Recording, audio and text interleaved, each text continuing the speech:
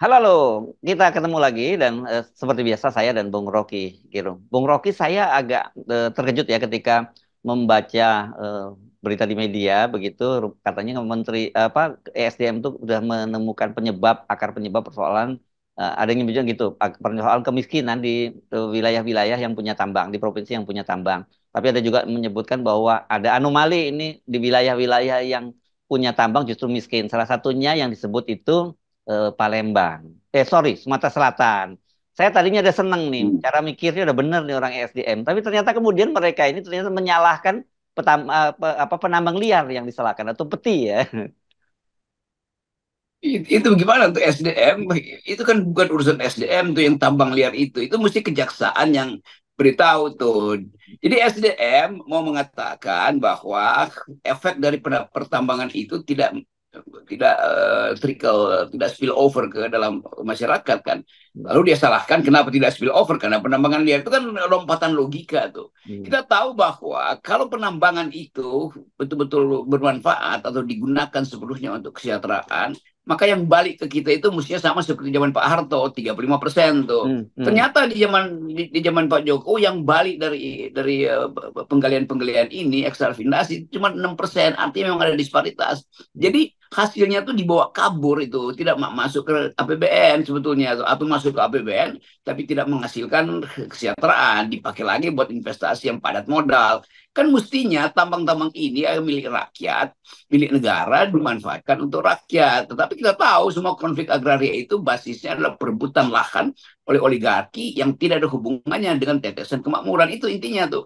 Nah, Ya. sekarang nih SDM ini mau cari kambing hitam pada rakyat. Lo justru karena hasil-hasil tambang ini tidak tiba di piring-piring rakyat, maka rakyat menambang secara liar tuh. Jadi justru karena kemiskinan mereka menambang liar, bukan karena mereka menambang liar maka terjadi kemiskinan. Kan itu logika logika palsu dari SDM. Dan kalau kita lihat memang banyak sekali terjadi dan itu fenomena umum bahwa wilayah-wilayah sekitar pertambangan itu penduduknya miskin. Kalau tuh ada yang kaya itu ya hanya tertentu mereka yang punya tambang kayak gitu atau orang-orang yang ya bagian dari yang sebut sering mafia tambang itu gitu yang kaya. Rakyat di mana-mana sekitar tambang tetap miskin gitu. Tetap itu, cuma cari 2 gram itu bisa 1 bulan cuma dapat 2 gram, sebegitu dapat tuh ditampung oleh tengkulak, tengkulak itu store pada si pemilik tambang juga tuh, Iya, betul. sebagian sebagian buat aparat tuh. Jadi eksploitasi itu memang terjadi dari orang ke orang dan akibatnya rakyat yang mengeksploitasi tambang-tambang yang disebut ilegal itu toh dapatnya ampas doang kan. Dan kemampuan kita untuk mengelola tambang itu tidak didasarkan pada prinsip-prinsip keadilan sosial dan kemudian adil beradab kan. Kan kita tahu siapa kemarin Pak Mahfud yang Pak Mahfud bilang ya. bahwa Hmm. seandainya tambang itu dikelola dengan baik itu setiap orang tuh 20-30 juta kok dapatnya itu. Dan ternyata nggak ada kan. Jadi memang bahkan Mahfud bisa menghitung sendiri tuh dia dapat banyak bocoran. Bahkan dimasukkan soal tambang ilegal itu tetap mestinya rakyat itu ongkang-ongkang kaki karena bumi ini dia yang duduki, dia yang injak, dia yang kelola itu oleh negara itu menghasilkan pendapatan 20 juta. Itu artinya kita udah jadi negara kaya sebetulnya kan. Tapi Ya, sekali lagi tadi disparitasnya itu terjadi karena regulasi yang yang tidak bisa memungkinkan hak hak rakyat itu diperoleh dari tanah yang punya nenek moyang mereka. ya, ya. Kalau yang yang Anda maksud Pak Mahfud tadi itu, Pak Mahfud ngutip datanya dari riset yang dilakukan oleh KPK di eranya Abraham Samad, Bung Rocky. Pada waktu itu kalau korupsi Hmm. di pertambangan itu bisa diberantas itu bisa diselesaikan, katanya waktu itu per orang ya, bukan per keluarga ya, Bung Rocky. Per orang tuh bisa penghasilannya 20 juta. Jadi kalau satu rumah tangga itu ada 4 orang ya dia berarti 80 juta penghasilannya. Saya kira kita udah lebih maju dari negara-negara Eropa jadinya lebih kaya dari sana jadinya. Ya kalau kita hitung zamannya Somad itu mungkin 10 tahun lalu Hmm. dan dapat 20 juta. Apalagi sekarang. Sekarang kan Indonesia mengalami depopulasi kan. Pertumbuhannya terkendali itu artinya per kapita atau per penduduk justru dapat lebih banyak. Mungkin udah 30 juta sekarang tuh. Karena eksploitasinya tumbuh, hilirisasinya jalan segala macam. Tetapi problem kita bukan hilirisasinya yang kita hitung sebagai uh, ujung dari pemerataan kan di hulunya itu tetap terjadi monopoli itu. Jadi kalau hitungan KPK ditaruh sekarang, kalau monopolinya diberantas, kalau tambang-tambang itu dipergunakan secara beradab, maka mestinya udah lebih dari 20 juta tuh. Karena pertumbuhan ekstraktif industri ini melampaui pertumbuhan penduduk tuh, kan rasionya begitu. Jadi mestinya kita udah kaya raya. Ini kan memang realitasnya seperti itu. Kita juga mesti ingatkan kembali ketika Pak Jokowi beberapa waktu yang lalu mengklaim bahwa pertumbuhan ekonomi di Maluku Utara itu tertinggi di dunia ya pada waktu itu seperti itu. Tapi kemudian dibantah oleh gubernurnya ya, itu yang katanya bahwa itu tidak menetes kepada rakyat. Dan selalu seperti itu kan problemnya, disparitas seperti itu dan kemudian pengelolaan pengelolaan ini hanya kalau sekarang kasusnya malah bukan hanya para pemilik tambang lokal tapi pemilik tambang dari Cina, Bung Roky. Ya, jadi ini manajemen yang kita mau lihat sebetulnya ini tambang ini buat apa sebetulnya kan? Kalau kita lihat dari awal itu pemainnya hanya itu aja tuh dan undang-undang bisa mereka yang tentukan.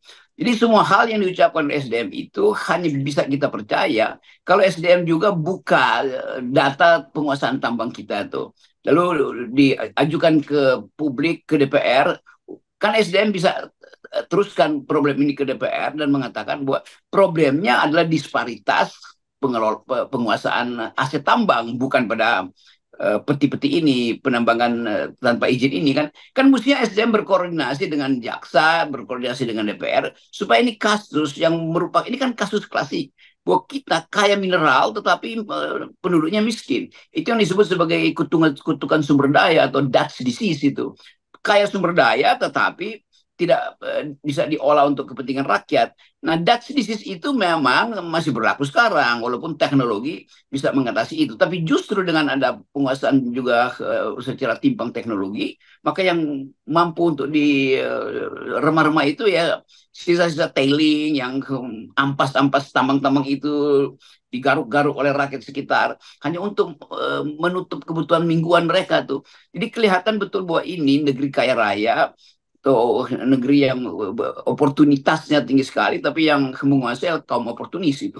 Ya, dan ngerinya kemudian kementerian seperti SDM menyalahkan rakyat gitu. Itu yang saya kira itu yang membuat kita jadi bukan prihatin lagi tapi ngeri itu kita. Itu menjengkelkan tuh keterangan SDM kan. Kan dia bisa sewa ekonom untuk lihat data itu. Dia bisa sewa LSM untuk buktikan bahwa yang menguras itu adalah pemain besar yang dilindungi oleh negara lewat undang-undang Minerba, undang-undang Omnibus Law segala macam kan. Jadi sebetulnya krisis metodologi pun kita alami sekarang tuh. Ini pertanyaannya kenapa SDM nggak berani untuk keluar dari pakem lamanya dia bahwa yang salah itu adalah penambang liar kan.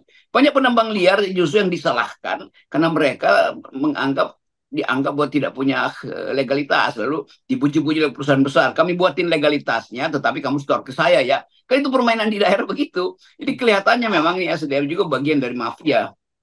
Ya, iya, iya, iya, iya.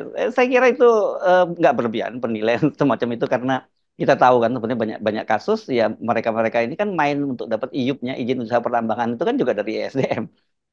Ya, ya itu intinya kalau mestinya ada analisis politik ekonomi untuk lihat kapital itu bergerak ke arah mana tuh distribusi kapital itu di backup oleh regulasi itu mutar di antara oligarki kan yang circle of the capital itu kan kita bisa baca tuh di semua hal yang membuat kita tidak percaya lagi bahwa bahkan data yang sebetulnya bisa dijadikan senjata politik untuk mempersoalkan regulasi itu justru dimanipulasi oleh mereka yang melakukan regulasi itu yaitu SDM tuh. Ya kita mau anggap juga ini semacam proksi dari oligarki nih SDM nih atau proksi dari mafia-mafia tadi.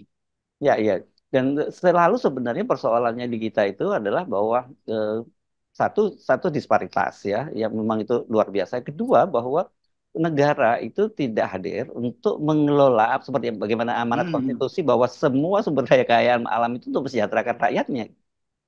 Ya itu dari awal itu udah salah tuh kan prinsip undang-undang pertambangan kita adalah demi kemakmuran seluruh rakyat. Tetapi bahkan yang dimakmurkan sekarang cuma beberapa beberapa bagian dari masyarakat yang berbasis keagamaan, ormas-ormas keagamaan yang yang akan mendapat bagian itu pertama-tama kan. Jadi Mhm. kelihatan bahwa ini industri pertambangan ini dimuliakan karena di dalamnya ada logam mulia, ada uranium bahkan segala macam itu, tapi hanya diincar oleh segelintir orang. Tuh. Itu yang selalu kita terangkan bahwa oke ada hilirisasi, tapi di hulu itu secara politik kotor.